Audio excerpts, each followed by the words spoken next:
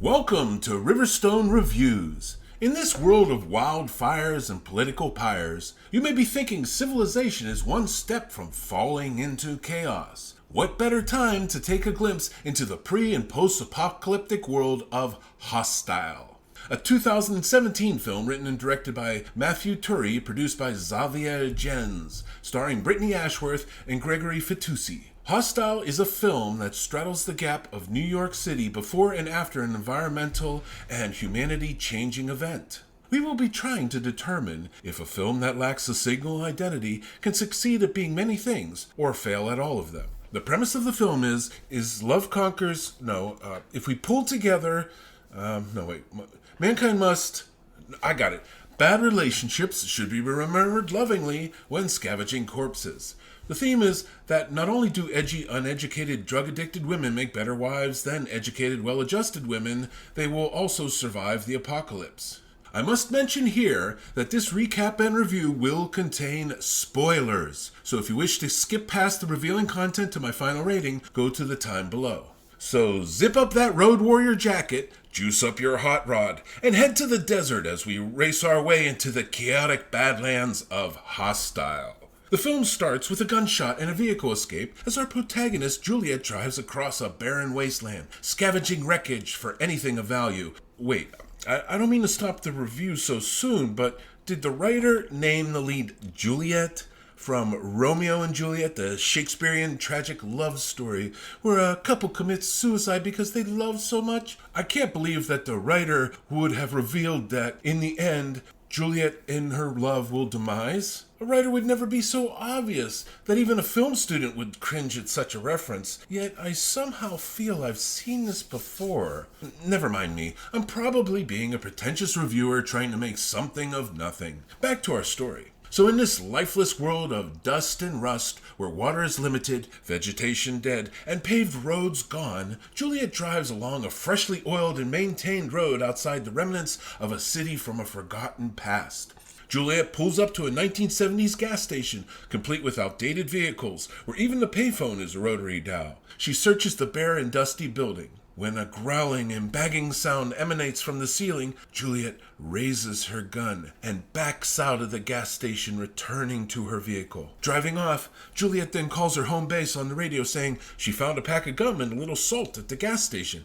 Juliet then tells them she's going to take a shortcut home, and on the way comes across a well-established camper base she never saw before. Juliet finds a stranger bleeding at the stomach. Not offering him any help for his injury that obviously hasn't killed him, she asks where the creature is. The stranger says he locked it in his camper. She asks if he has anything of value in there, and he says a few cans of food. The injured man then begs her to shoot him, but she can't waste the bullets on him. Without hesitation, Juliet goes into the trailer, gets into a violent hand-to-hand combat with the creature, and wastes 3 gunshots before blowing its brains out. She then exits the trailer with her hair slightly disheveled, her clothing in perfect condition, and a white shirt spotless of blood, proving these creatures are no match for our heroine. Suddenly, the stranger is dead. Ignoring the solar panels, electronics, gasoline, and water, Juliet takes a few cans of food and leaves. Driving away, Juliet adjusts a picture of her and a man from a time before. Juliet hasn't aged since the photo, questioning how long ago was this taken. Suddenly, a gust of wind gushes through the moving truck and blows the picture out the window. Instead of pressing on the brakes, Juliet does what any well-trained driver would do. She turns her head, looking back, and turns the steering wheel at the same time, flipping over her vehicle in a wide open space. Cut to flashback. New York City along the Hudson River and an enormous green park.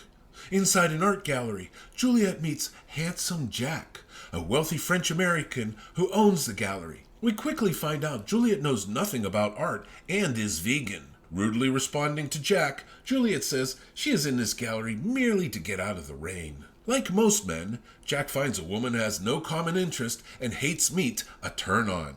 He decides to educate her on art because the best way to start a relationship is treat a woman like a student. Back to Juliet, waking in her overturned truck in the desert. Her leg is broken with the bone poking out of her clothing. For some reason, all her car lights are on, even though she wrecked during daylight, and the engine is off, even though it was running when she flipped. Juliet sees her gun outside the truck window, thrown free, yet conveniently only feet away. She tries a hand radio, but it's not working.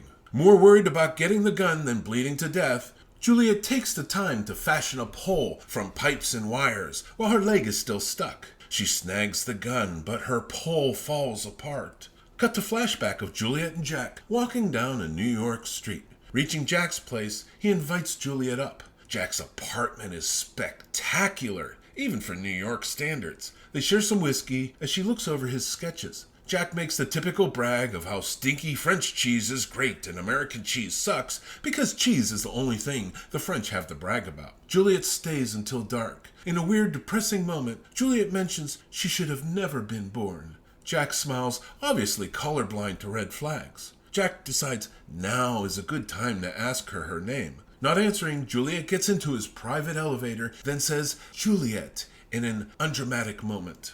Back in the overturned truck, Juliet pulls her leg free and pours whiskey on it because that is what they did in old Western movies. Then, remembering what modern movie doctors do, Juliet pushes down on the bone, causing it to instantly align and disappear into her leg. And lucky for her, open wounds don't bleed. Flashback to Jack in a restaurant with a beautiful girl, when he happens to see Juliet at the bar with a balding older man. Juliet and Jack exchange glances as she leaves with the balding man. Jack follows, ditching his date. Spying on Juliet, Jack sees her exchange drugs for money. Not being turned off by this, Jack stalks Juliet on the way to the subway, on the subway, and back to her home. Outside her rundown building, Juliet pays off her drug supplier. Even though Juliet has more red flags than the UN, Jack calls out to her. She invites him up to her room. In her apartment, Juliet acts annoyed with Jack, the first normal response in this movie. They share a joint. She asks, what does he want? And he says, he wants to see her again. She cries about her crappy life, and he offers to rescue her. She tells him to get out, then injects heroin into her arm. Jack finally leaves the apartment, sad to be rejected by this treasure of a woman. Back in the overturned truck, Juliet drags her now fixed and splinted leg to a hand radio and calls home base for help. Outside the truck, Juliet hears creature noises. Scared, she quickly crawls outside the truck, grabs her gun, then crawls back inside. The creature circles the truck. Juliet tosses the radio outside to distract the creature, but the creature discards the radio. Hearing other growls, the creature moves away. Juliet takes the moment to reload her gun. Flashback again. Juliet shows up at Jack's apartment, beat up, strung out, and falls into his arm. Jack bathes her and fixes her wounds. He then puts her to bed, and when she comes out for breakfast, Jack tries to show Juliet he understands her hardship by sharing with her how hard it was for him to accept he was rich and how hard it was to have an amazing apartment. After hearing his story, Juliet needs a fix, but Jack won't let her leave. Juliet freaks out and begins breaking things, but Jack says he's committed to clean her up because men love rescuing emotionally broken women. Juliet struggles and fights him, but Jack knows that the secret to calming detoxing drug addicts is a hug. Back in the overturned truck, Juliet looks through a supply chest. Finding glow sticks, she starts breaking all of them, then tossing them onto one spot by the radio outside. Climbing out of the truck, she goes over to the radio. She decides to stand in the dark until the creature returns. Spinning around, she sees it's on top of her truck. Firing at close range, Juliet misses so badly, she hits the side of her truck. Deciding not to shoot again at the motionless creature, Juliet hurries back to the truck and crawls inside, while the creature politely stands still, waiting until she reaches safety. Wait, why is she scared of these things? She beat one in hand-to-hand combat without getting even a speck of dirt on her, and she just outran one with a broken leg. And the creature stood still, waiting for her to shoot it again. Juliet broke her own leg, crashing from her own terrible driving. This film wants me to fear these creatures, but all I've seen is Juliet harming herself. Anyways, back inside the overturned truck, Juliet is gun ready, but the creature appears behind her, then grabs her leg. She turns on the truck and presses the gas to hurt the creature. The creature then sneaks into the car. Juliet shoots at it point blank and misses. How could she miss at this distance? Even though the creature is unharmed, the creature runs away instead of attacking. These two are wearing some thick plot armor. Not taking a moment to reload the empty gun, because she can't shoot anything with it anyways, Juliet decides to try and fix a radio she had inside the truck. This story is driving Juliet to drink, and coincidentally drives me to do the same. Once again disrupting the film tension with a flashback, Juliet sits in a moving truck, while Jack has movers take their stuff into their new house. Why else would a rich, successful man clean up a drug-addicted woman if he didn't intend to marry her and move to the country? Jack then makes a hand gesture on her face. Juliet asks for a tour of their new house because she apparently has never been inside.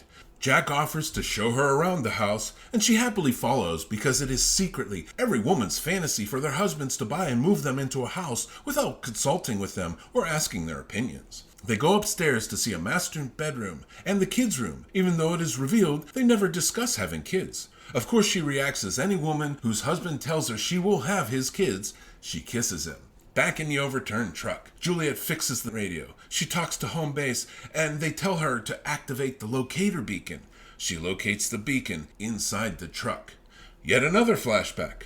They're in the house. Juliet asks what Jack loves about her. Jack tells her he likes her legs, and how she looks when she's upset. And from the decisions Jack makes for her, Juliet probably looks upset often. Juliet then reveals she is pregnant by saying the birth control test is too complicated for her to understand. Back in an overturned truck, Juliet activates the beacon after reading instructions out loud with the confidence of a second grader. She then covers the open truck window to keep the creature out. Cut to a flashback of Juliet giving birth in a hospital. Back to the overturned truck where the creature growls and shakes it. Juliet covers her ears and closes her eyes like a child. Flashback again. Juliet sits in the kids' room crying on the floor. Jack comes in to comfort her. Back to the overturned truck, where the creature still shakes it. A voice comes over the radio. The voice says, "They are coming for Juliet." She tells them that one of the creatures is near her. The voice on the radio tells her they really hate bright lights. I mean, you would think she'd already knew this. The sound of the creature stops, and glass breaking is heard. Instead of quickly looking at the possible danger, Juliet does a very slow, dramatic turn to see the front windshield is gone. One of the creatures stands at a distance in front of the truck, too far to have broken the window. As the creature moves towards Juliet, she turns on the truck floodlights and scares the creature away, once again proving this creature is no threat.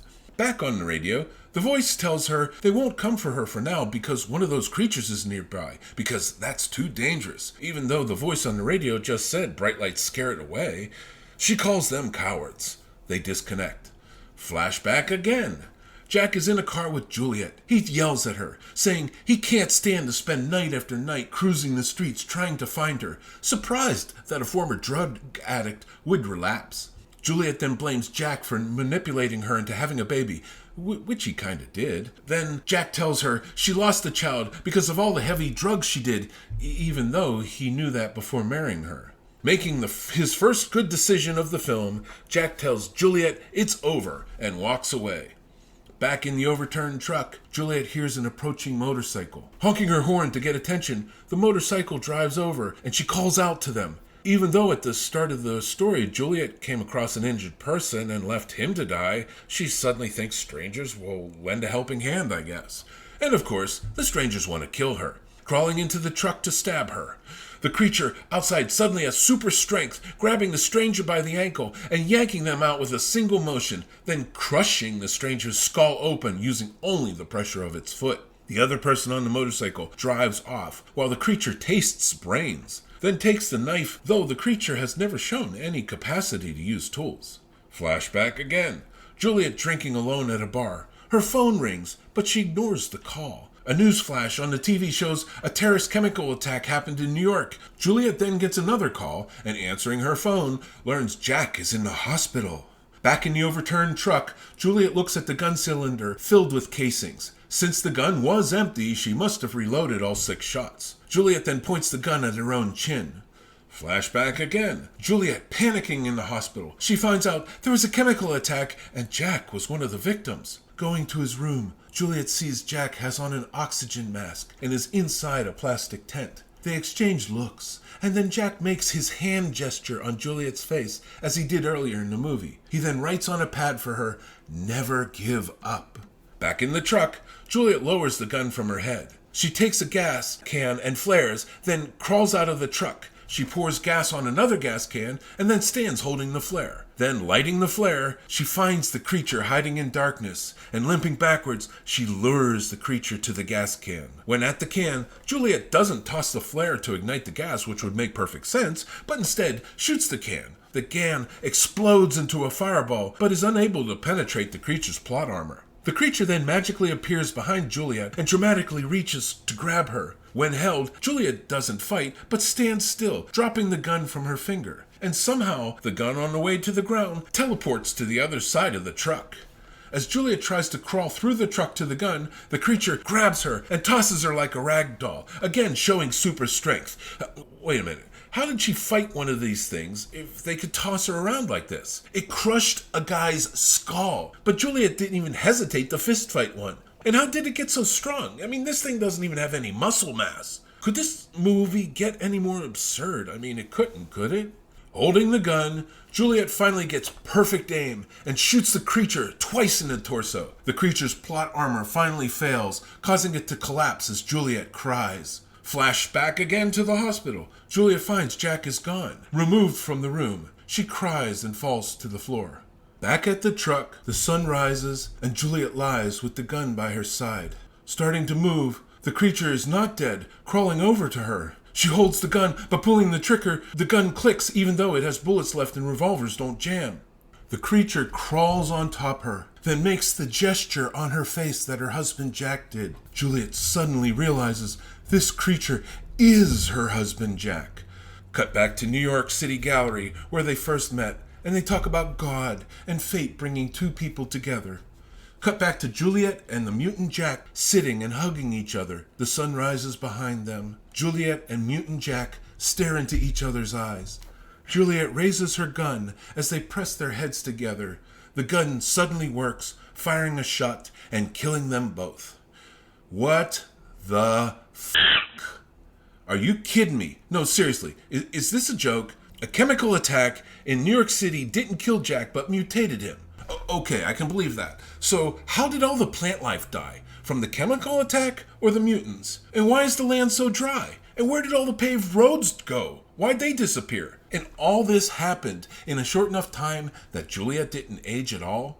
And if I somehow went with it and believed that a chemical attack in the city caused the destruction of the world, how did Juliet survive considering she's a terrible driver and can't shoot the side of a barn? And how did Jack survive? And if I believe both of them survived, am I supposed to believe after Juliet drives high speed along a random shortcut and overturns her truck, her mutated husband just happens to be the only mutant creature nearby? And if I believe all that, am I also supposed to believe that this mutated creature that eats human brains still has memories and a capacity for love? Did this director/writer really try to pull off a Romeo and Juliet ending? Get the f*** out of here. I'm going to review the rest of this film, but this ending completely destroys the film as a whole. I was willing to believe this post-apocalyptic world somehow came into being. I didn't even need it explained. I was happy to just accept that it was. But this tacked-on ending of a chemical attack makes no sense. It explains the mutation, but how do you go from this to this in a short time without having a global cataclysmic event? And to make the mutated creature her husband Jack breaks the reality of this world and the story logic so severely, it becomes clear that this fictional apocalyptic aspect of this film was pointless. This fictional world serves no purpose other than to set up a dramatic ending that was so unbelievable, it creates an anticlimactic moment. And placing this climax in a world destroyed of everything removes it so far from the New York City events, even in a fantasy film it seems beyond possibility. And once you realize she broke her own leg, she shot her mutated husband, then she kills both of them in an act of self-deletion, this future world is harmless. The only danger to the characters is Juliet herself. This barren apocalyptic world is a deception, tricking an audience into believing the world is the prime storyline, and flashbacks are there to give us context and insight into Juliet, but that's not true. I'll give an example. They joke and mention Juliet is a vegan a few times. You would think there is a reason, foreshadowing an event like when trying to survive, Juliet faces a situation where the only food available is meat, and she must decide to eat meat or stay vegan and go hungry. But no, the vegan detail never turns into anything, not even a bad joke. Or how about all the drug use by Juliet? It would have made sense when searching an abandoned car, she came across some drugs hidden inside. Then she has to decide whether to stay sober in a terrible world she wishes to escape from, or take the drugs as an escape, but have to deal with the horrors of withdrawals in the apocalypse. But no, she is a relapsing drug user in the past and a disciplined sober survivor in the future, nothing connecting the two. And because there is no connection between the story of the past and the story in the future, other than this twist ending that the creature is her husband, it's like watching two separate movies that were edited together. And that gets to my next point, the editing. The structural editing in this film is terrible. Constant flashbacks that aren't memory snippets but complete scenes. It was like the director's intent to use flashbacks to develop Julia's character and story failed. However, by editing in these constant flashbacks, the editing breaks the tension with each cutscene, not only by taking the audience out of the moment and having the audience forget details from one cutscene to the next. As a filmmaker, you're telling your audience that the protagonist is safe for the moment because time is being taken to leave the present and go into the past. As a result, the most tension-filled section of the film, Juliet trying to survive injured in the dark, becomes a series of short vignettes that are too short to become exciting or scary. And if that didn't kill the momentum of the movie enough, the flashback sequences weren't even included based on a relational reference. And what I mean by that is if the film would have taken a moment like when she put the bone back into her leg and yells in pain, and cuts it to a past event like giving birth and the child being a stillbirth, it would have made sense. The pain of her leg triggers a past memory of birthing pains, and then we learn her child dies. In this example I'm creating, an audience can relate to the flashback. The audience connects the tension between the present broken leg and the past birth pain because both cases were worried about Juliet's well-being. And in the end, the stillbirth would not only tell us about her story, but create a sense of loss and sadness, which we can connect back to being abandoned in the dark with a broken leg. In an editing sequence like that I'm proposing, that would make a relationship between the emotional integrity of the present with a memory from the past. But that is not what is done in this movie. The flashbacks are presented chronologically. So in the present, she's trying to fix her radio, then it cuts to a flashback of her moving into a house. Or another was a flashback of Jack bragging about French cheese, then Juliet in the overturned truck realizing her leg is broken, then a flashback to Juliet dealing drugs to a bald guy. Because the flashbacks aren't stimulated by events in the present, it feels like we're watching two separate movies, and neither movie feels complete. The flashbacks are supposed to tell us of a romantic love, so strong that even the apocalypse can't keep them apart. But we only see how they met and get married, but not why. There are no organic romantic moments to make their love feel real. There aren't even any cliché romantic moments. Jack and Juliet don't share any common interests. They don't do anything together or work together to achieve a goal. We see Jack detox her, not win over her heart. Jack buys her a house, but we don't see them shopping for it together. We don't see Jack propose. We just see them after they're already married. We see Juliet do drugs, but we never see her do anything for Jack. And when they break up, the only reason they are brought back together is Jack is in the hospital from a chemical attack. Otherwise, the relationship would have been over. The end result is a visual history of a dysfunctional toxic relationship between a rich guy with a pretty woman complex who thinks saving and fixing up a woman equals love, and a drug-addicted street girl who's an opportunist and who gets married because she has no better options. And none of this has anything to do with suspense, horror, or an apocalyptic world. So the identity of this half of the movie is a tragic drama of two broken people. On the other side, we have a barren apocalyptic world where people spend their time detached and alone. There is no time for personal pleasure or life building. It is a world of survival and the constant search for the tools and supplies to do that. We don't see any personal bonds built, and no one is working together. There are dangerous creatures lurking that mankind must fear. This world has been stripped of water, vegetation, and the remnants of any buildings or highways in America's densest populated city, where ruins are as rare as they are in ancient Egypt. This world feels 100 years removed from the present time, and that the humans here are on their last throes of existence. This section of the film is all environment, action, and suspense. We don't know the story of why she is out driving about, or who are the people she talks to on the radio, where she sleeps or lives. We don't know if she loves or hates anyone in this world. All we know is she needs to find food and survive for the night. And that is as deep and creative as this world gets. I've seen 60-second film trailers that after watching I could describe a more detailed and developed, fleshed out apocalyptic world than I could say about this film after watching it for 90 minutes. And none of this has anything to do with romance or love, and its only reference is a photograph. The identity of this half of the movie is a suspense horror covered with a veneer of an apocalyptic world. And the film edits these two movies together, giving equal screen time to each, thinking the two halves will somehow blend, but they mix as well as oil and water. The rationale for doing this is to explain and justify an ending of a mutant creature being her husband, and that their love was so great, nothing could keep them apart.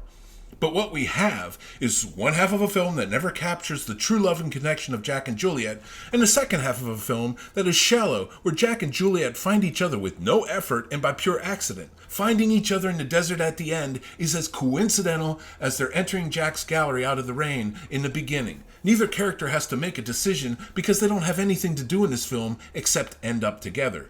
Since these two half-film identities are never unified, and the characters never make any decisions to bridge the gap between these two worlds, we are left with two separate films that are connected by a contrived situation leading to an improbable and unearned plot twist. And that plot twist left me so dissatisfied. I couldn't look at either half of the film and say, at least that half was worth watching. By trying to do too much and not sticking to a single identity, this film fails as both a tragic romance and an apocalyptic thriller. So let's wrap this review up. I give this film a D for dysfunctional relationship that never taps into true love. Details of their past shown to the audience never connect to moments in the present. The characters never make a hard or moment-changing choice. They flow through the past until they are separated by an accident, a chemical attack, and then flow through the present until an accident in the desert brings them back together. In the end, I felt like I watched two films, neither of which was satisfying. And I am leaving this next criticism for the director/writer and Xavier, who has done this in two movies I've seen so far. When borrowing and creating references to a literature piece or myth, specifically in this case Shakespeare, using a character's name and copying plot points is pretentious when you ignore what makes a story great and time transcending. What made Romeo and Juliet is not the names or the reason for their death. It was that the characters in the story made hard decisions that had tragic consequences and resounding effects. Shakespeare understood the key to drama is that characters must make choices that guide their destinies for better or worse, and that those decisions are presented to an audience in a way they can see and understand. It is not Shakespearean to write Juliet having an accident, then surprising us that the monster is actually her lover. That is not dramatic. However, if you had presented the story of Juliet as abandoning the comfort of our future home base to journey into the wastelands in search of her mutated husband, hoping that when she finds him that he somehow might recognize her, that would have been dramatic. That is what Shakespeare is about, not pseudo-artsy name reference that does nothing but stroke your own intellectual ego. So that's it for today, folks. Thank you for listening.